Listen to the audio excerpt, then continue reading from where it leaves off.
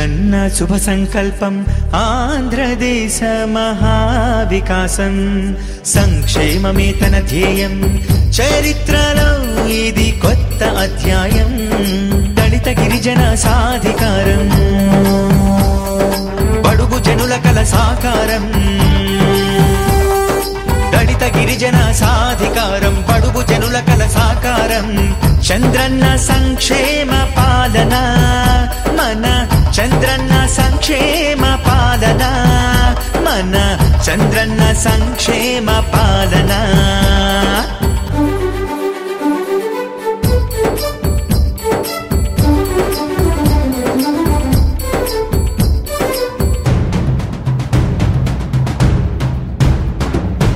ఎంత ఆనందంగా ఉందంటే ఆ సొంత గ్రామానికి వచ్చి సొంత ప్రజలతోటి ఆనందాన్ని సంతోషాన్ని పంచుకున్నట్టుగా ఉంది.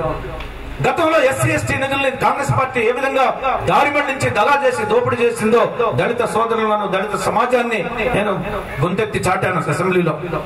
ఏ విధంగా ఎస్సీ కార్పొరేషన్ మూసివేసి నిరుద్యోగ యువకులందరినీ కూడా నిరాశ నిస్పృహల్లో నిరుద్యోగంలో ముంచివేశారో ఆ విషయాన్ని కూడా తీవ్రంగా నేను దుయ్యబట్టాను అసెంబ్లీలో. ఏ విధంగా ఒక సెంటు భూమి కూడా లేకుండా ఇవాళ దళితులకు లక్షలాది ఎకరాల భూముల్ని సొంత ప్రజలకు మిత్రులకు ఎస్సీ జడ్ల పేర్ల బడా పారిశ్రామికవేత్తలకు ఇచ్చి సెంటు భూమి కూడా పేదవాడికి లేకుండా ఏ విధంగా దోపిడీ చేశారు, ఎంత భూదోపిడీ జరిగిందన్న విషయాన్ని కూడా మొట్టమొదటిలో నేను అసెంబ్లీలో మాట్లాడినప్పుడు ముఖ్యమంత్రి గారు ఎంత గట్టిగా మాట్లాడగలుగుతున్నాడని చెప్పేసి ముఖ్యమంత్రి గారు ఆయన ఎంతో అభినందించారు. అంతేకాకుండా మా ప్రభుత్వం ఎస్సీ ఎస్టీ సప్లాన్ ఏదైతే ఉందో ఆ సప్లాన్ ని ఒక్క రూపాయి కూడా దారి పట్టించకుండా ప్రతి ఒక్క పైసా కూడా జవాబుదారితనంగా ఉండి జవాబుదారాన్ని తీసుకుని ప్రతి ఒక్క పైసా రూపాయి కూడా లెక్కలు అడిగి వారి అభివృద్ధికి సంక్షేమానికి మాత్రమే ఖర్చు పెడతామని నేను గట్టిగా మాట్లాడినప్పుడు, వేల కోట్ల గురించి మాట్లాడుతున్నప్పుడు, వందల కోట్ల గురించి మాట్లాడుతున్నప్పుడు ముఖ్యమంత్రి గారు మొదటి అసెంబ్లీలో కొద్దిగా వారు కొత్తగా కాబట్టి నిజంగా చేయగలడా అని చెప్పేసి అనుకున్నారు.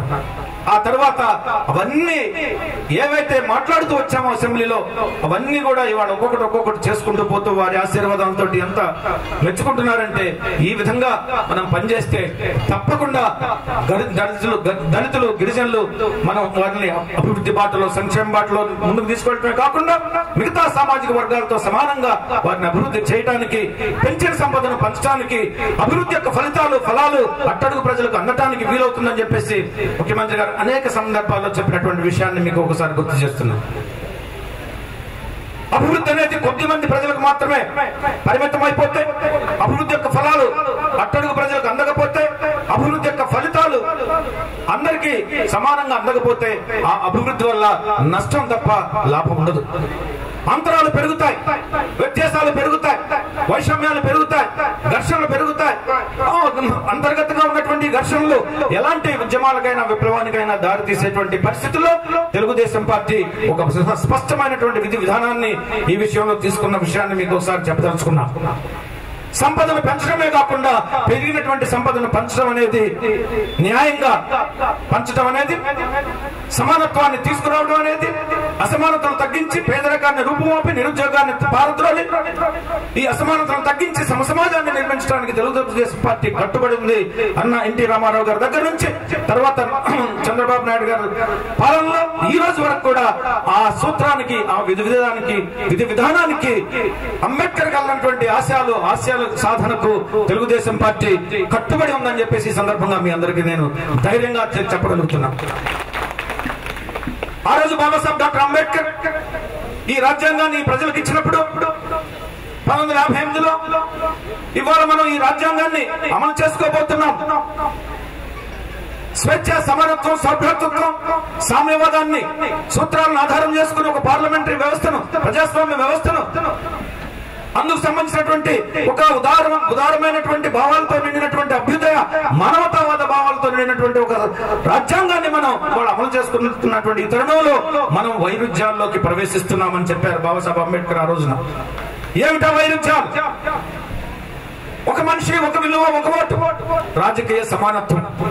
రాజకీయంగా అందరూ సమానమే, కుల మత ప్రాంతం వర్గ విభేదాలు లేకుండా అందరికి కూడా ఒకే ఓటు ఒకే విలువ.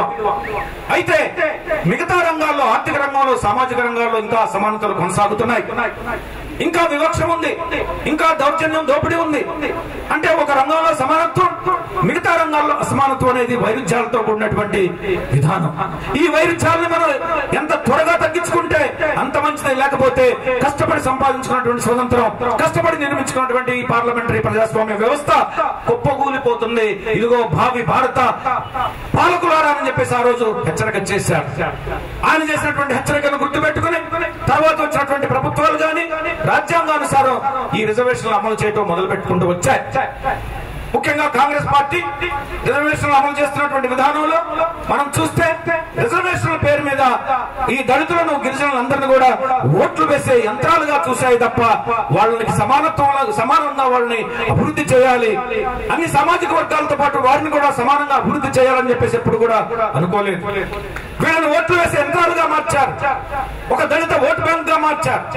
గరీబీ హటావో అని, నేషనలైజ్డ్ బ్యాంక్స్ అని చెప్పేసి రకరకాల స్లోగన్లు తీసుకొచ్చారు, కానీ అమలు చేసేసరికి చిత్తశుద్ధి లేకపోవటం వల్ల అవన్నీ కూడా విఫలమైపోయి ఎక్కడ ఉన్నారంటే అక్కడే ఉన్నటువంటి పరిస్థితి దళితులు, గిరిజనులు. ఎందుకంటే వాళ్ళ కాళ్ళ మీద వాళ్ళు నిలబడితే, వాళ్ళు స్వతంత్రంగా అభివృద్ధి చెందితే, వాళ్ళు కూడా సమానంగా అభివృద్ధి చెందితే మా జెండాలు మోయరేమో, మా అడుగులకు మడుగులొత్తరేమో, మా యొక్క అధికారానికి లోబడరేమో, స్వతంత్రంగా వ్యవహరిస్తారేమో అని చెప్పేసి ఒక భయంతో దళితులను, గిరిజనులను ఓట్లు వేసి యంత్రాలుగా మార్చి వారి పేరు మీద అనేక సంక్షేమ పథకాలు ప్రవేశపెట్టి దోపిడీ చేసి ఆ సంక్షేమ పథకాల సొమ్మంతా కూడా దోపిడీ చేసి దగా చేశారు తప్ప చిత్తశుద్ధితోటి అమలు చేసినటువంటి దాఖలా ఎక్కడా లేదు. స్వర్గీయ ఎన్టీ రామారావు గారు పార్టీ పెట్టినటువంటి కొత్తలో ఆయన గిరిజన ప్రాంతాల్లో ప్రచారం చేస్తున్నటువంటి ఆ రోజుల్లో అక్కడ ఉన్నటువంటి పేదరికాన్ని చూసి, అక్కడ ఉన్నటువంటి అనారోగ్య పరిస్థితులను చూసి, అక్కడ ఉన్నటువంటి నిరుద్యోగాన్ని, వెనుకబడదాన్ని చూసి ఆయన చలించిపోయి అక్కడ తాండాల్లోనే ఉండి అక్కడే భోంచేసి అక్కడే పండుకుని వాళ్ళతో ఉండి వాళ్ళ గురించి అనేకమైనటువంటి పథకాలను తీసుకొచ్చారు. అవన్నీ చెప్పడానికి సమయం కాదు, కానీ ఆయన తీసుకొచ్చినటువంటి పథకాల్లో చారిత్రాత్మకమైనటువంటిది, ఎంతో విలువైనటువంటిది, ఎంతో మార్పును తీసుకురాగలిగినటువంటి ఒక నిర్ణయాల్లో ముఖ్యమైనటువంటి నిర్ణయం రెసిడెన్షియల్ స్కూల్స్ విధానం. విద్య ద్వారా వీళ్ళు బాగుపడాలి, విద్య మాత్రమే వీళ్ళని అభివృద్ధి చేయగలదు, విద్య మాత్రమే వీళ్ళని ముందుకు తీసుకువెళ్ళగలదు, విద్య ద్వారా మాత్రమే వీరు సంక్షేమ బాటలో ముందుకు వెళ్తారని చెప్పేసి విద్య రెసిడెన్షియల్ స్కూల్స్ విధానాన్ని ప్రవేశపెట్టినటువంటి ఘనత భారతదేశంలో కేవలం స్వర్గీయ ఎన్టీ రామారావు గారికి మాత్రమే. ఆ రోజు ఆయన ప్రవేశపెట్టినటువంటి ఈ రెసిడెన్షియల్ స్కూల్స్ విద్యా విధానం ద్వారా లక్షలాది మంది ప్రజలు, లక్షలాది మంది దళితులు, గిరిజనులు చదువుకుని విద్యావంతులు, డాక్టర్లు అయ్యారు, ఇంజనీర్లు అయ్యారు, ఐఏఎస్లు అయ్యారు, ఐపీఎస్లు అయ్యారు, ఎమ్మెల్యేలు అయ్యారు, మంత్రులు అయ్యారు. అన్ని రంగాల్లో వాళ్ళు ప్రావీణ్యత పొంది ముందుకు వెళుతున్నారు. ఆ తర్వాత చంద్రబాబు నాయుడు గారు ఆ విధానాన్ని కొనసాగిస్తూ ఇవాళ 177 స్కూల్స్ లో 3 వంతుల schools residential schools Telugu Desam party ద్వారా వచ్చినవే. ఆ తర్వాత కాంగ్రెస్ పార్టీ ఎక్కువ రెసిడెన్షియల్ స్కూల్ స్థాపించలేదు. మరలా అప్పుడు ముఖ్యమంత్రి గారు ఒక చారిత్రాత్మకమైనటువంటి నిర్ణయం తీసుకున్నారు. మన హాస్టల్స్ లో విద్యార్థులు ఎంతమంది అయితే ఉన్నారో వారందరికీ కూడా రెసిడెన్షియల్ స్కూల్స్ విధానానికి మార్చాల్సినటువంటి అవసరం వచ్చింది. ఇది చారిత్రాత్మక అవసరం అని చెప్పేసి ముఖ్యమంత్రి గారు చెప్పారు. ఎందుకంటే ఇవాళ కార్పొరేట్ విద్యలో అందరూ కూడా కార్పొరేట్ విద్యగా కాబడుతున్నారు, అందరూ కూడా కార్పొరేట్ స్కూల్స్ లో చదువుతున్నారు. అది చాలా వ్యయంతో, భారంతో, డబ్బుతోటి కూడినటువంటి పని. మరి దళితులు, గిరిజనులు కార్పొరేట్ స్కూల్స్ లో చదవడానికి అవకాశాలు తక్కువ. పేదరికం వల్ల గానీ, ఆర్థిక భారం వల్ల గానీ కార్పొరేట్ స్కూల్ చదవడానికి వీలైనటువంటి పరిస్థితుల్లో ముఖ్యమంత్రి గారు కార్పొరేట్ స్థాయి కంటే ధీటైనటువంటి, అవసరమైతే దానికంటే ఉన్నతమైనటువంటి విద్యను దళిత, గిరిజన విద్యార్థులకు అందించాలని చెప్పేసి ఒక చారిత్రాత్మక నిర్ణయం తీసుకుని ఇవాళ హాస్టల్స్ లో విద్యార్థులందరినీ కూడా రెసిడెన్షియల్ స్కూల్స్ విధానానికి మారుస్తున్నాం.